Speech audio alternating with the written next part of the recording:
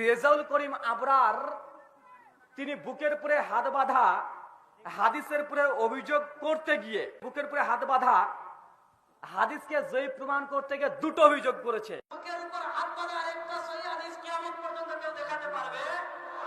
উনি যে কথাটা বললেন বুকের উপরে হাত বাঁধার হাদিস কিয়ামত পর্যন্ত কেউ দেখাতে পারবে না, আমিও চ্যালেঞ্জ করলাম নাভির নিচে হাত বাঁধা একটাও শহীদ দূরের কথা হাসান হাদিস রেজাউল করিম আবরার কেন তার 14 গোষ্ঠী খুঁজলো পাবে না। দেখা সহি চাইনি, হাসান হাসান হাদিস দিক, হাসান লি গয়রি দিক, সহি আমি শর্ত দিই নাই। ইনশাআল্লাহ একটা হাদিসও নাভির নিচে দেখাতে পারবে না, কারণ নাই যে জিনিস সেটা সারা জীবন খুঁজলেও পাবে না। এখন বুকের উপরে হাত বাঁধা দুটো হাদিসকে তিনি জয়ীফ বলছেন।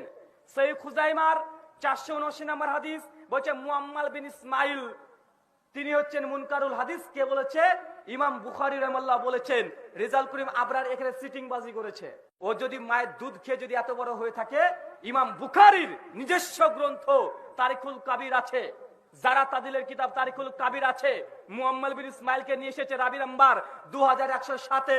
ওকে চ্যালেঞ্জ করলাম ইমাম বুখারীর নিজ হস্তে লেখা কোন কিতাব থেকে মুআম্মাল বিন ইসমাইলকে মুনকারুল হাদিস বলেছে, এটা প্রমাণ করতে পারলে আমি মেনে নিব এবং আমি নাভির নিচে হাত বাঁধতে শুরু করব।